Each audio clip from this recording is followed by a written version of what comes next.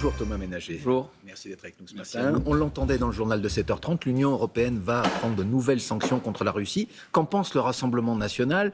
On dit parfois que vous voulez ménager la Russie de Vladimir Poutine. Quelle est votre réaction ? Absolument pas, on ne veut pas ménager la Russie de Vladimir Poutine. On a toujours dit qu'on était favorable aux sanctions dès lors qu'elles ne sont pas néfastes pour le pouvoir d'achat des Français, pour le quotidien des Français. Dès lors, et c'est le cas semble-t-il de ces sanctions qu'il faudra étudier en détail, parce qu'elles vont mettre en difficulté l'économie russe, les oligarques, et notamment sur les questions du pétrole. On a été les premiers à alerter en disant attention, le pétrole transite par d'autres pays à des tarifs qui au final vont bénéficier à l'économie russe. Donc ces sanctions, elles semblent aller dans le bon sens et donc bien entendu, on les soutient. Vous dites depuis longtemps qu'il faut favoriser la diplomatie avec Poutine, forcer de reconnaître, forcer de constater, même le plan proposé par Donald Trump, ça ne marche pas et Vladimir Poutine est toujours inflexible, il veut contrôler plusieurs provinces ukrainiennes, sinon rien.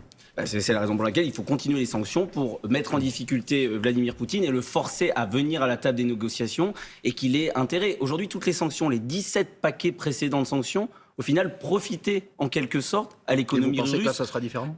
On l'espère, parce que notamment, ça va éviter cet effet d'aubaine où d'autres pays prenaient le pétrole, le revendaient à l'Europe, faisaient du mal à l'Europe, tout en ne faisant pas du mal à l'économie russe. On en vient à la situation française. La semaine politique a été agitée, bien sûr, et vous avez été aux premières loges avec la présentation de la première mouture du budget de François Bayrou. Vous, au Rassemblement national, c'est simple, vous dites, cette copie-là, si elle est présentée telle qu'elle, ce sera la censure. Est-ce que ça veut dire qu'aujourd'hui, je vais droit au but, vous voulez faire tomber le gouvernement de François Bayrou ? On ne le veut pas tant que tel, c'est pas une fin en soi. Mais avec ce budget où il y a plus de 20 milliards d'augmentation d'impôts, mais que 2 milliards d'économies structurelles, qui est à l'opposé de ce qu'il faut faire pour les Français, qui va faire souffrir les Français, les retraités notamment, cette France qui travaille, on ne pourra pas faire autrement que de censurer. Mais on espère, et c'est l'objectif des négociations et des échanges qu'on va avoir avec François Bayrou dans les prochaines semaines, je l'espère, qu'il entendra raison, qu'il verra qu'on peut faire autrement. Qu'il entendra raison sur quoi, par exemple, Monsieur Ménager, la suppression des 2 jours fériés, est-ce que vous-même, vous seriez prêt à accepter, par exemple, une seule journée fériée supprimée pour les salariés ? Ça, c'est sûrement la technique de François Bayrou, qui annonce le pire et puis après, qui donnera l'impression de donner du lest et de montrer qu'il est généreux. Alors, qu'est-ce que vous ferez en face ? Non, parce qu'aujourd'hui, on peut faire autrement. Contrairement à ce qui est dit, on peut faire autrement. On n'est pas obligé de faire souffrir les Français. On nous a déjà fait le coup, vous vous souvenez ? On peut faire autrement. Alors, vous allez me dire la politique de l'immigration, je vais vous donner un certain nombre de chiffres. Mais sur la question du jour férié, n'oublions jamais qu'on nous a déjà fait le coup une première fois en supprimant le lundi de Pentecôte il y a un certain nombre d'années pour financer notamment nos aînés. Et on voit que dans mon territoire, il y a des EHPAD qui ferment, qu'on voit que là, en ces périodes de canicule, il n'y a même pas la climatisation dans les EHPAD. Il y a d'autres possibilités. Il y a bien entendu la question de l'immigration qui a été un tabou. À aucun moment, fait pas 40 milliards, aucun moment, François Bayrou n'a évoqué la question de l'immigration, de l'aide médicale d'État, de la priorité nationale. C'est 15 milliards. Il y a la question du budget de l'Union européenne, qui est le budget qui va augmenter de 7 milliards l'année prochaine. Il y a la question des énergies intermittentes, notamment de l'éolien, qui coûte 6 milliards d'euros. Il y a la question des agences, 4 milliards. Je pourrais vous donner un certain nombre de chiffres. Et Agnès Pannier-Runacher, était à votre place hier matin, la question des énergies renouvelables, la question, vous le citiez, des agences, c'est utile aussi pour les Français. En tout cas, c'est ce que vous oppose le gouvernement. La transition, on le voit aujourd'hui avec les conséquences sur la sécheresse, les incendies. La transition écologique, notamment via des énergies renouvelables, c'est utile. Qu'est-ce que vous répondez à cet argument ? Non, mais déjà, c'est un mensonge. Je veux dire, aujourd'hui, la question notamment de l'éolien qui coûte 6 milliards et qui est une escroquerie environnementale avec des éoliennes qui viennent de l'autre bout de la planète, qui mettent du béton dans nos sols, qui est une folie et qui coûte 6 milliards. Il y a le nucléaire, il y a d'autres énergies.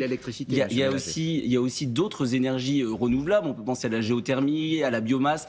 On n'est pas contre les énergies renouvelables, mais celles-ci, elles coûtent cher et elles n'apportent pas grand-chose aux Français. Donc il y a des choix à faire aujourd'hui et des choix qui vont préserver à la fois notre situation de finances publiques, mais l'environnement et la situation des Français. Vous parliez de l'aide médicale d'urgence qu'il faudrait supprimer, dites-vous. Alors il y en a un qui dit la même chose que vous au sein du gouvernement.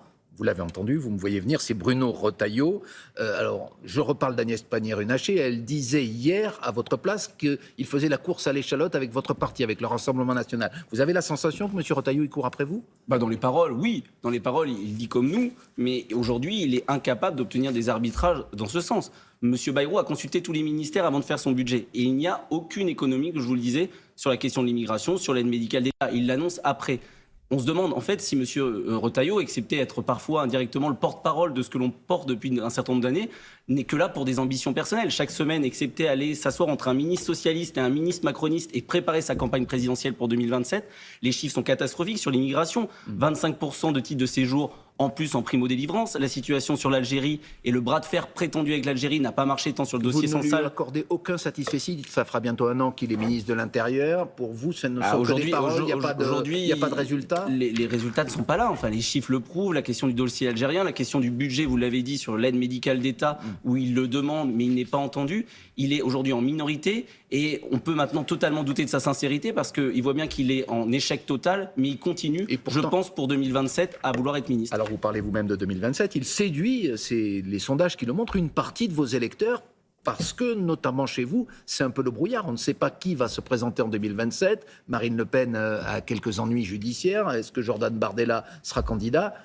Notamment pour ces raisons-là, beaucoup de vos électeurs se tournent vers Bruno Retailleau. Aujourd'hui, c'est pas prouvé. Nos électeurs, ils nous sont fidèles. Ils savent très bien que la droite et les Républicains ont été en trahison perpétuelle quand ils se présentaient. On s'en souvient sur la question de l'immigration, sur la question de la sécurité. Donc, attendons de voir avant de penser réellement que nos électeurs vont aller vers M. Retailleau. Et il faut les rassurer, il y aura un candidat du Rassemblement national et nous ferons tout pour que ça soit Marine Le Pen en 2027. C'est assez mal engagé, vous le constatez, puisqu'aujourd'hui, au deuxième procès, elle est en première instance rendue inéligible.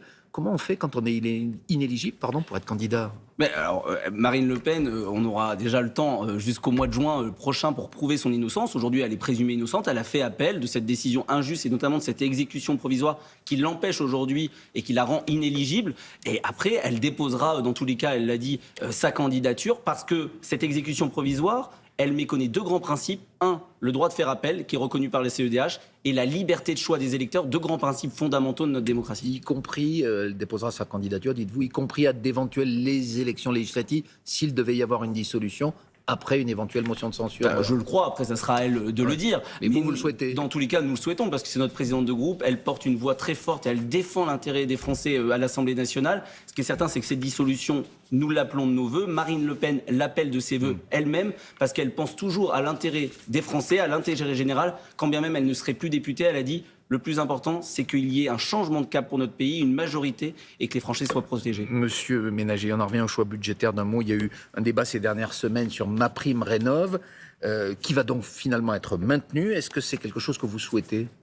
Pas le dispositif en tant que tel, qu'il y ait un dispositif, et nous ferons une contre-proposition au mois de septembre que je présenterai avec Jean-Philippe Tanguy, un dispositif sur la rénovation énergétique, mais MaPrimeRénov' en tant que tel, aujourd'hui c'est une usine à gaz qui exclut des millions de Français, notamment les classes populaires supérieures, les classes moyennes, les retraités du dispositif, et qui est une source de fraude très très nombreuse. Aujourd'hui, il y aura un nouveau dispositif, je ne vous le dévoilerai pas en totalité ce matin, mais un dispositif de financement innovant qui permettra de peser moins sur les finances publiques, de rénover la totalité de notre parc de bâtiments qui aujourd'hui souffrent et qui aussi permettra du meilleur confort pour les Français, notamment vis-à-vis de ces bouilloires thermiques et de ces passoires thermiques, avec un dispositif ouvert à tous les Français. Et ça, nous le proposerons au mois de septembre, parce que ça doit être une priorité, bien entendu, cette rénovation, tant pour le confort que pour l'environnement. Vous le mettrez au vote des députés ? Je ne sais pas si le gouvernement nous donnera la possibilité d'en débattre, mais au moment du PLF, dans tous les cas, on le proposera, parce que c'est une priorité.